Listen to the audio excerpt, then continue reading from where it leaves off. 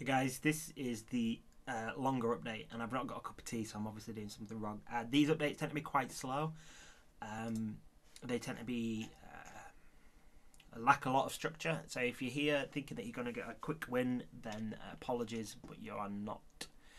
But what we do is we cover everything in depth, and I try and give a bit of insight, stuff that's not been written down, stuff that's sometimes just my opinion and not necessarily the corporate message, but we still think that it's worthwhile sharing that. And in this update, I'm going to cover, as an overview, where we're at with fulfillment, the amazing things that people have been making with NFC Ring, our work with 3JS, which is putting a 3D rendered ring into the web browser, VCard support, our progress with carbon fibre and the knock-on that has on the vouchers, the new things that we'll be trialling on the store, our backlog of support tickets, and why no update for 4 weeks. So I'm going to start up at the top, which is who is still waiting and why. Now, we're actually getting pretty close to finishing fulfillment. We're like just a case of waiting for this last order to arrive, which is how it always seems to be. But really, this time all the blanks are made. So let me just see if there's any specific details I need to cover that are in there. So what we did is we gave every backer the ability to change their order, and a bunch of people emailed in and said, yeah, I'll change my order quite happily, and a bunch of people said, no, I want to wait exactly for what I'm due. Well, that's fine, not a problem at all. Did mean that we ran out of some ring sizes. We just had so much demand. It's been great, but at the same time it's been really difficult because we order specific rings from China and they don't always come. Or we'll say we need these rings first, and then they send different rings first. The communication is a lot better now. We have a full-time employee in China, in Shenzhen. So we've prioritised sizes 8, 8.5, 9, 10.5 and 11.5 to get here by about the 8th of September. Or actually they should ship to us on the 8th of September, so however long that takes. And then the other ring sizes will ship a week later, so like mid-September. So yeah, obviously we're very apologetic for those delays. There's no doubt about that. We constantly seem to be apologising for the delays, and rightly so. You know, you guys have been waiting and doing a great job of being patient. And our job is to be open and transparent and explain why we've had these delays. So what we didn't write in the update is why there's been an extra 4 weeks of delays. And I can't go into too much depth on this, despite the fact that I'm transparent, mostly because I don't think that the process that we were using to get everything to the factory in China was completely above board. I'm not saying that it was below board. I just don't think that the process was quite right. So we were going to... They'd go to Hong Kong, which is free trade, and then we'd pay our taxes and they'd get into China. But it always took like 4 weeks. And when we employed our full-time Chinese employee, it was like, it should only take a week. So we don't know whether the factory... And we were paying the factory the taxes, so we don't know whether we can be 100% sure that everything was done properly. Now, what has happened is, since then, is we've said to the factory, this doesn't appear to be right. And this was when the last lot of inlays were in Hong Kong. And they said, oh, don't worry, we'll get them through to the factory. And we said, okay, well, you know, you've got a week to get them through, no worries, you've got plenty of time. And they said, yeah. And then they emailed us and said, oh, there's a problem with customs, they can't get the rings through. We were like, well, we've paid the customs fee so far, what's the problem? And they said, well, we can't get them through the Chinese customs at all, they won't allow them to come through. And these aren't controlled materials or whatever. So we said, well, okay, you know, we'll give you another week, get your paperwork sorted out, let us know. And anyway, that just didn't happen. And so we said, right, get them back to Hong Kong and we'll get our shipping company to take them from Shenzhen to Hong Kong. And he said, oh, we can't do that, they're in Taiwan. What? Why are the inlays? I think this is like 20,000 inlays. So it's, you know, this is a big chunk of money that we've paid for. Our inlays are in a different country. that we've never agreed they even go to. So, long and short of this anyway is that China are no longer responsible for getting the inlays from Hong Kong to Shenzhen, which is, by the way, only about 15 miles, right? It's like I could have walked, and this is, I'm not exaggerating. Actually, you know what? I'm gonna see if we can. I think I could have walked it quicker. It took a month, right? It took the best part of a month to get the inlays from. So let's do Hong Kong to Shenzhen. I'm just checking on Google Maps because I think I could have walked it quicker. Oh, there's no you can't calculate the walking distance. Can you see it as about? It's about 40 kilometers. So 40 kilometers in at walking speeds. It'd take. Let me see. This is like the least interesting part of the video ever, but it'll give you a bit of an insight. So about it'd take about 7 hours to walk the inlays from where they arrived in Hong Kong to the factory in Shenzhen. Now let's say that's probably not fair. Let's say a day or two. However, it took nearly a month to get them through to the factory. We just, so anyway, the takeaway again is we take responsibility for it. The factory doesn't have responsibility for that anymore. And as you've probably noticed as a recurring theme throughout this whole Kickstarter project is we've had to constantly take more and more responsibility away from the factory and just make sure they're doing the absolute bare minimum. So they were supposed to be doing the QA testing, they were supposed to be sourcing all the materials, they were supposed to be doing material testing, they were supposed to be doing loads of stuff, and we've had to just take more and more away from them. And maybe that's just an experience that we take away from dealing with this factory specifically. Now we've got somebody in Shenzhen that works with the factories. Things are definitely getting better. We're able to put the right processes and whatnot in place, but yeah, again, this has just been another curveball that nobody saw coming. Whether or not we believe that the factory actually didn't get the inlays is questionable. Whether they've just been sat on them for 2 weeks or 4 weeks even, or well, let's say 3, and just not wanted to start the work because they had another contract in, even though they'd signed a manufacturing contract. So they were contracted to finish this work, but on the contract it states that we will get the goods to them. So we've now taken that responsibility on board anyway, and so the takeaway is we do more again. So that's why things have been a bit slow. We've now got that sorted out with processes all in place and stuff. So the next thing that's kind of been interesting is what people have been making. I don't know if the people watching this video have been on the forum. I mean, probably not. People are busy, right? So if you watch this video, you probably just kind of pick it up whenever you can.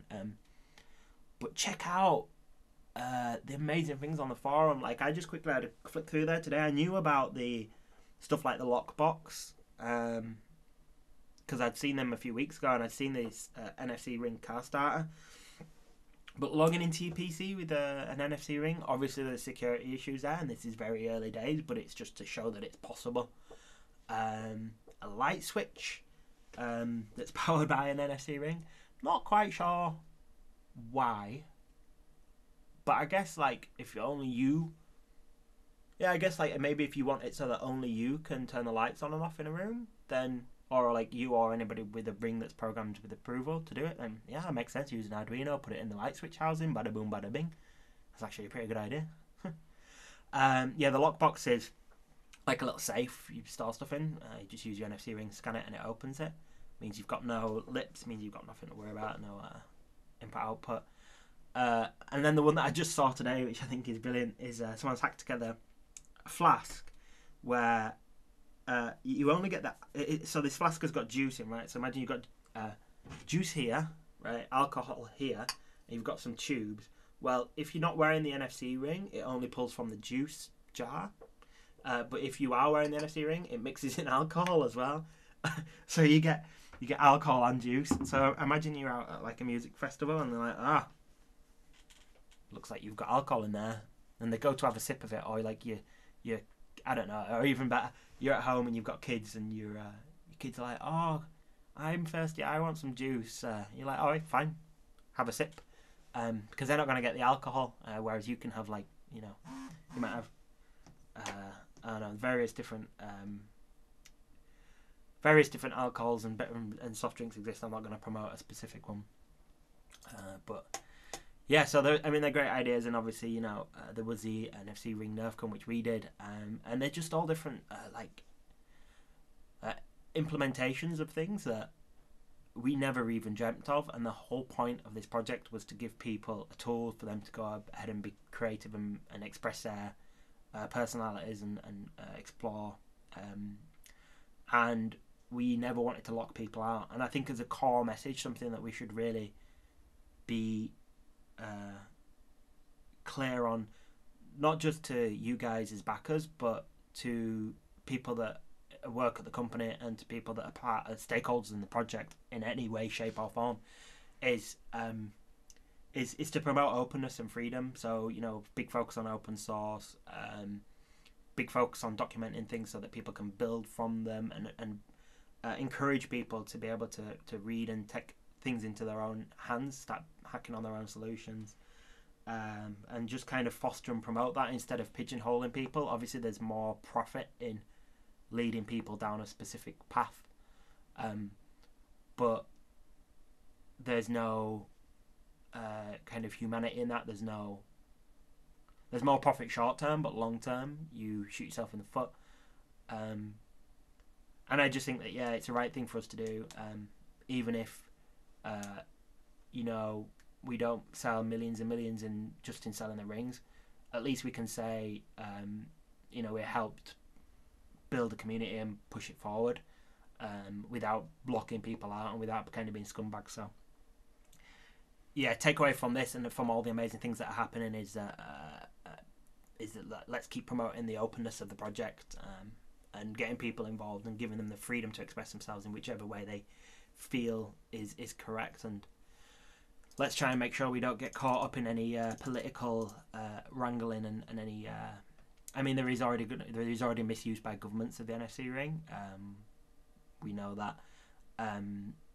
We have to not get involved in that. If they choose to misuse the technology that we make, that's not the technology's fault. That's their fault for misusing it. And again, that's subjective whether you'd call it misuse or not. You know. So that's that on creativity. I just want to keep promoting creativity. Oh, actually no, it's not. The main takeaway from that is we want to see these projects get either Kickstarter for some sort of crowdfunding, or we want to see them come to light. So, like the car starter, for example, I mean, any of them could be projects in amongst themselves. That are, you know, something that you could not buy off the shelf, but something that we could help fund and grow. So, if you've got a thought on which is your favourite of the ones from the Creativity Beyond Our Wildest Imagination section, which is a login to your desktop PC, light switch, lockbox, Precious, the alcohol flask, or starting your car. If you think that we could potentially turn them into a viable, not necessarily product, but a project that we could help fund, and it'd be good for social good, and it'd be good, it'd be a fun thing to do, then let us know your thoughts, and we'll look to see if we can get behind that, with funding and with our community support, and also help engineer it, moving it forward.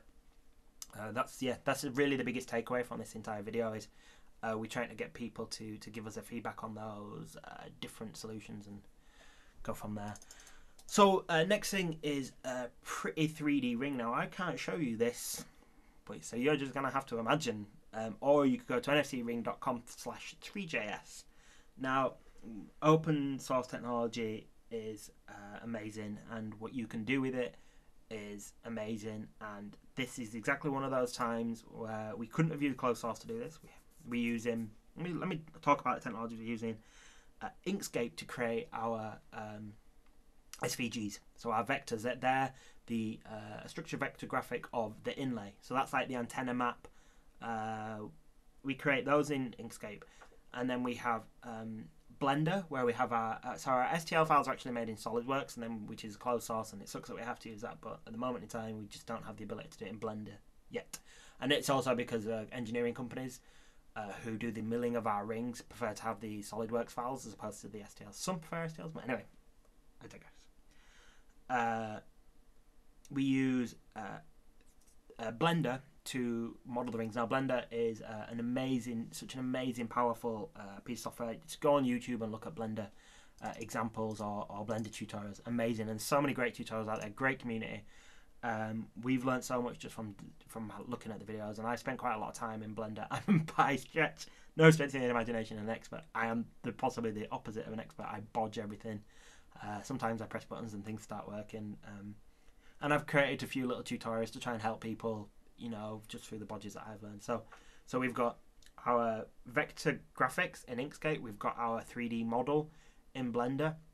And then what we're able to do is we're able to export that 3D model into an STL file, into a 3JS model that we can then render in the browser. So we have these rings that we're able to render in the browser using a technology called WebGL. Again, it's built on OpenGL. It's a web graphics library, and it's a way of doing 3D rendering natively in the browser. So if you're running a modern browser, Chrome, Firefox, I think even maybe IE 11 may have some support.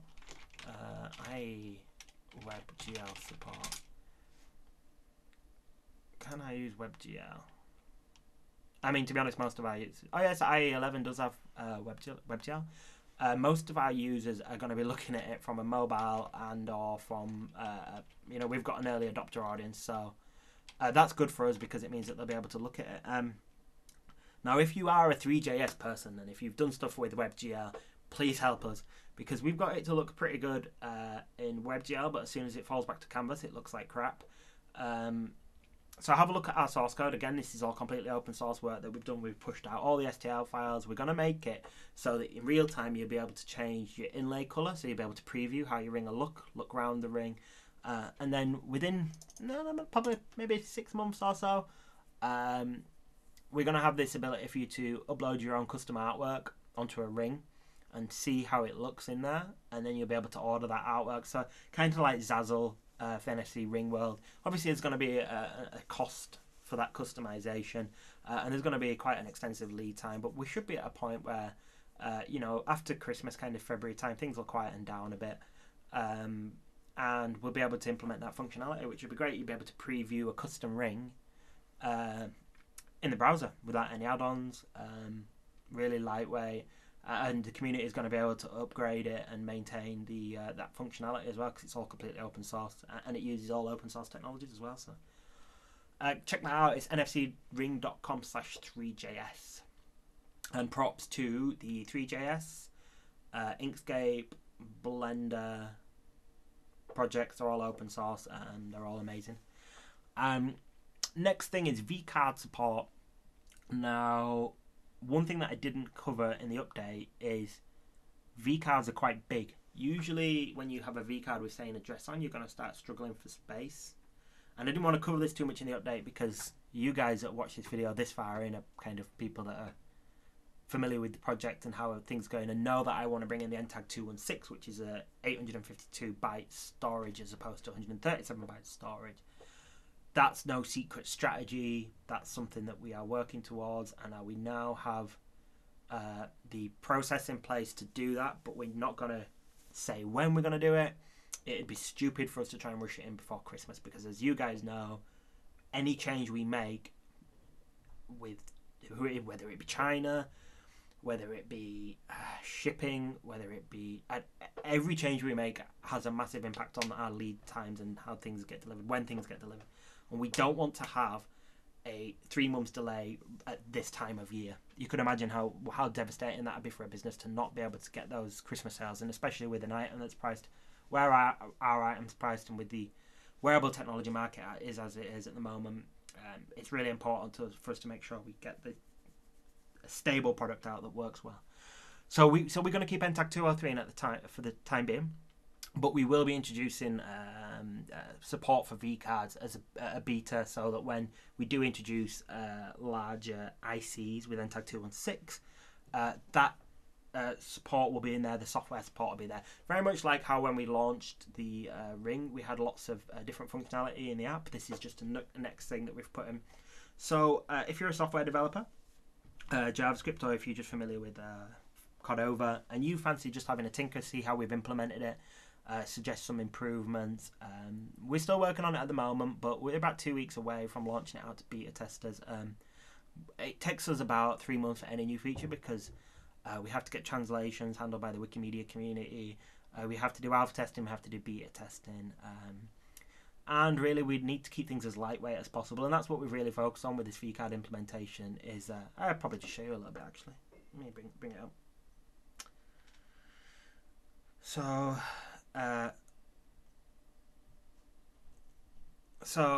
you can see the artwork's not in yet, but you get this option for. Let me just make sure this is in focus. Come on, you get this option. It's not going to be at the top. It's just that's for me to be able to test it. This is VCard. That may change to contact card or something, and then you just search either for yourself or contact by name. So I type McClear in there. Now this is cross-platform, so you'll notice that this is actually quite slow. Now this is loading contacts locally. Devices are slow. I think it doesn't help that I have several thousand contacts. I've kept my accounts from really early on.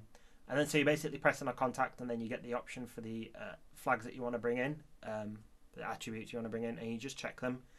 So that would add the name and email, primary email address. And then when you hit next, you just get like what you normally get. You get the option to just, write it to the screen. Let me see if I can actually do this. I'm a bit contorted at the moment because I've been playing around with stuff. Right. Okay, so bring that on there. It says, yep, your ring is done. Thank you. We're going to hit, I'm not going to share the details. And then when we hold that up, this is the first time I'm testing it, so it may not work. Okay, so there you go. It says, do you want to create a new contact? So you can see that that's a VCal. VCard even, not VCal. Don't get too confused. Sorry about the focus. I just wanted to show you through the process. So it just created a way of creating native VCards. At the moment, you could just do that through sharing. There's probably loads of applications that you can do it in. We're just introducing it in NFC Ring controllers as something that people want and trying to make it as simple as fluid as possible.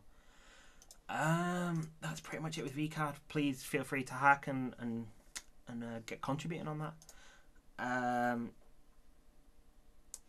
Okay, let me just quickly check. So the next thing is carbon fiber. Now I said that I'll cover that in depth, which I shall.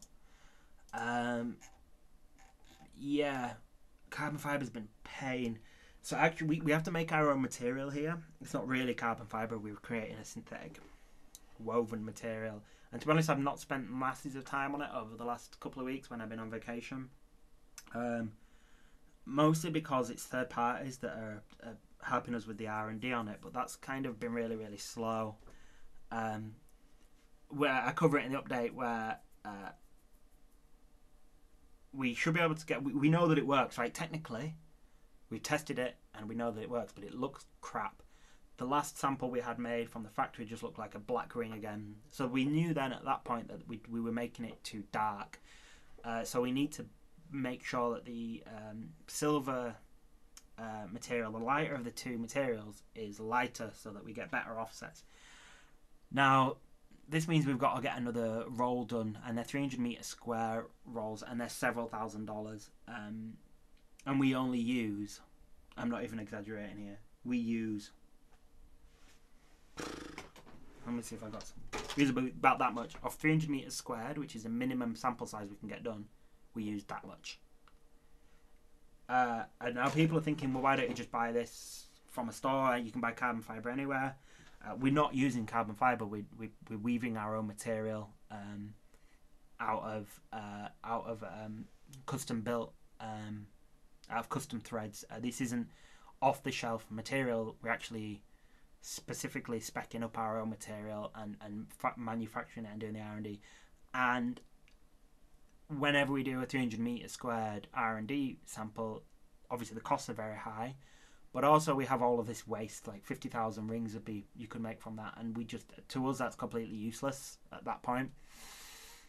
So we're taking our time on it. We're kind of trying to figure out the right companies that we want to work with and make sure we get it right. And this is just problem with R&D. Like, there's probably a company that's got this already solved, but it's not been open sourced or provided. We're hoping that we'll be able to solve the problem, document it, so that other people in the future can just either come to us and say, hey, we need some of this material, or we can just say, hey, this is the makeup that you need to build these fabrics, and this is this company that can weave it. There's only 2 or 3 companies that can weave the tightness of weave that we need, and the type of material in the world, and that, I think that's why they can negotiate such a high price, and why we have to basically build our pot of cash up and spend whatever we've got available to try and get this new material made. But it'd be stupid for us to overspend at this moment in time and create loads of waste, while we need to be focusing on making sure as a company we've got Christmas wrapped up, we've got products, we've got the rings in stock ready to ship, we've got all of the things that make a basis of the company right. Then we can introduce the next model, and the knock-on from that, and the thing that sucks for backers, is that backers are waiting for a voucher towards a carbon fibre ring. So basically, let's explain what happened with backers. If a backer ordered 1 ring and they ordered a stealth bomber, we weren't able to make the stealth bomber, and that was because the black PVD plating couldn't be polished. Basically, the factory said, yeah, we can make these, no problem. Made them, sent them to us, and we rejected like 80% of them because they looked like crap. We then said, right, well, this is just not realistic. We can't be rejecting 80%. Each ring costs us X amount of lots of dollars to fail, because it's costed an our technology which we can't take out. We need to just stop this. This has to end. We need to find a better way. So we said to backers, right, guys, what we're going to do is we're going to give you a voucher. We're going to send you a ring. So we gave them a stock, a proper decent ring, not like some crappy part-time ring. We gave a proper production ring, and we said we're going to give you a voucher. Now, we need to make sure that when we do give out vouchers, they're not just for the same ring that the backers didn't want. Backers who want those rings want the ring for a ring that looked like the stealth bomber. Now, we should be clear again that we're not going to be making the stealth bomber. It won't be called the stealth bomber. It won't look exactly like a stealth bomber, but it will have certain features and characteristics. However, I should also be clear at this point that we've not even got a final working prototype yet. The factories are taking a long time to work and get things through to us. We are not particularly happy with some of the factories and the progress that they're making. So we're in the process of sourcing additional factories, as we were with the NFC Ring when we first started, which was the ring that you see on the store now. There's a whole process that you go through to get the right factory, or what you think is the right factory, and to try and reduce risk. And what we're not willing to do is rush into this, create 10,000 rings, and then have to sack off 8,000 of them and lose loads of money. It's not good business to do that.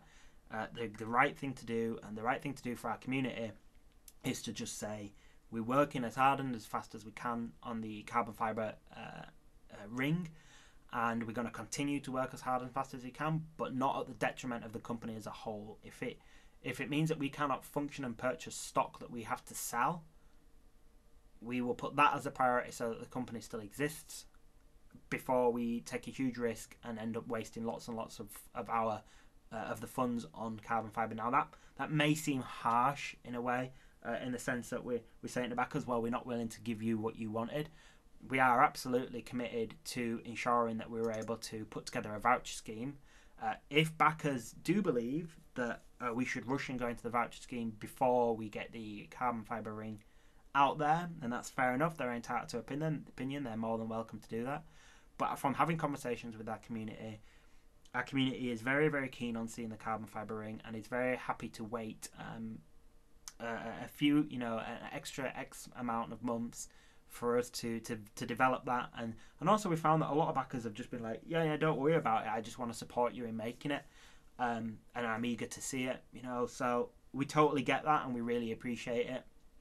But I just wanted to share my thoughts all on there, and just kind of explain where we're at with trying to get that out, and why we won't have it available for Christmas, I guess, because that was like what I was pushing for. I was like, yes, if we can get a carbon fibre-esque ring out for Christmas, that'd be perfect, because, you know, we've only got 2 rings now after we've had to drop the TBW because we had issues with the white.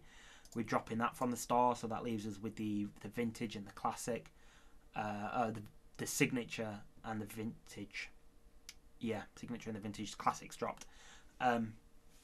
And obviously, like, it's really concerning to me as a project leader when we've had to drop like 2 of the 4 rings that we produce, and this is just because we were just getting too high a failure rate on them, because the factories weren't able to do what they said they were able to do and what they were able to do in prototyping.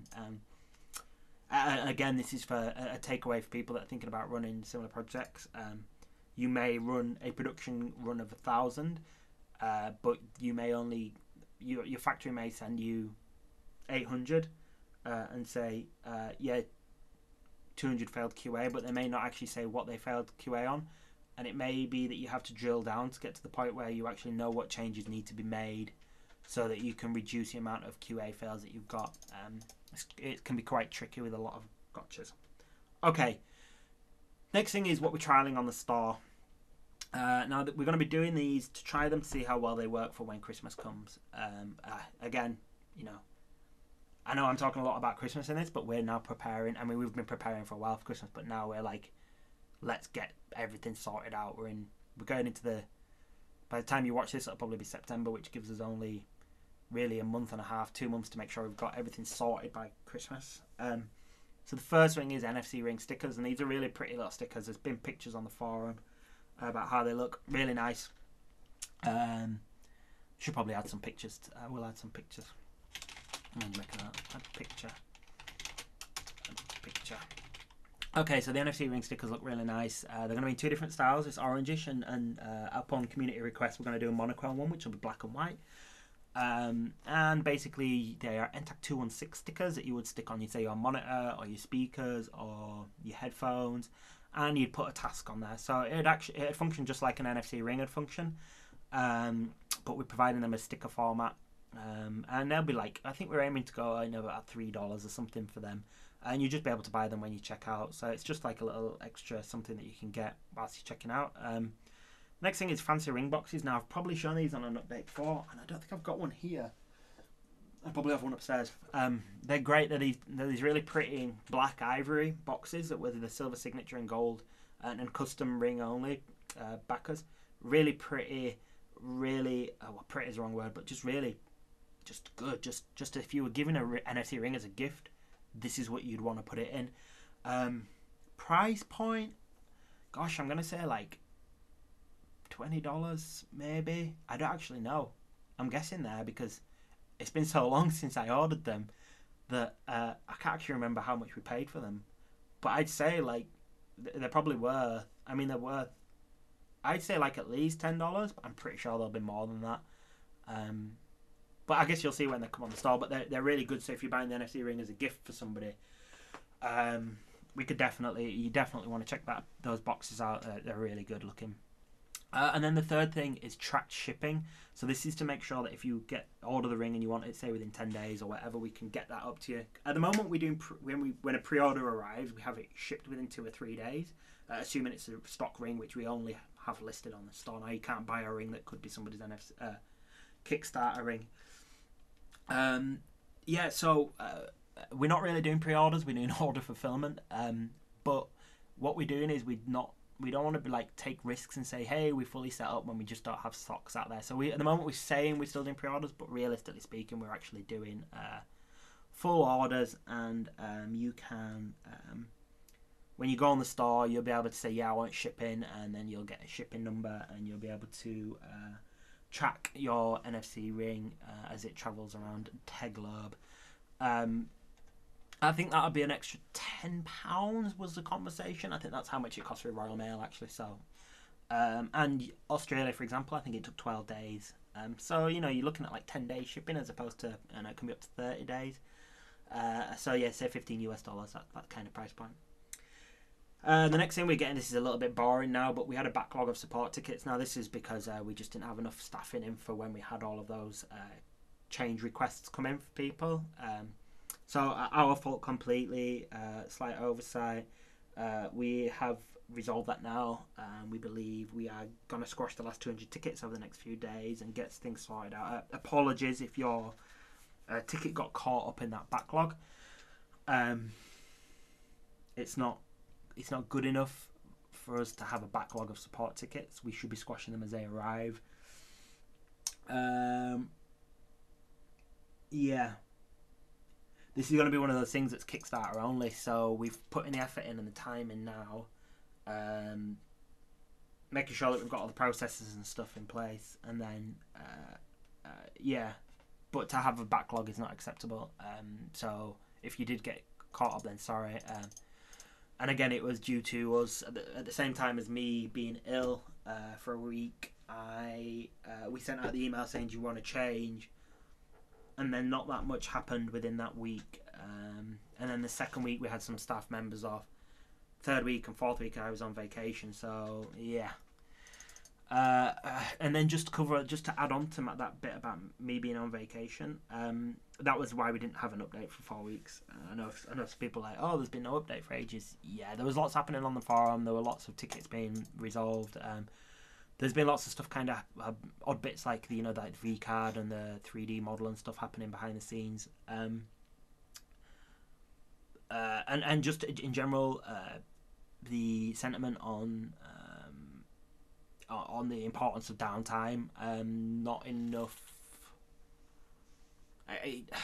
Sometimes you get criticised for taking time off. I think that it's important that people are able to take time off and reflect. And during that time, I was able to reflect on what's happening, where we're going. I was able to read more forum posts, get in touch with the community a bit more. So instead of dealing with the daily grind, I was able to, see what I wanted to do, get rid of some of the distractions that I had in my life, and just basically, kind of get back on top of dealing with kind of like the community, but just really like all of the things that make this project really cool, and a really good group of people to be around. And last bit of news, this isn't official, but I will be at EMF Saturday, Sunday, Monday. So if you're going to be at EMF, which is not that many people, it's a hack event down in MK, near Bletchley Park. If you are going to be down there, then do drop me through an email, john@maclear.co.uk. Okay, so yeah, just as a reminder, like the main thing that we'd like to hear from you is these other projects, the Creativity Beyond Our Wildest Imagination topic, which is the other NFC Ring related projects. Which of those you think that we should get behind and see if we can help build a smaller, maybe a Kickstarter project off those, so that other people can get their hands on it. So thanks very much for watching, guys. It's been another long one. Hopefully I've covered everything in depth, and we'll no doubt speak soon. Bye.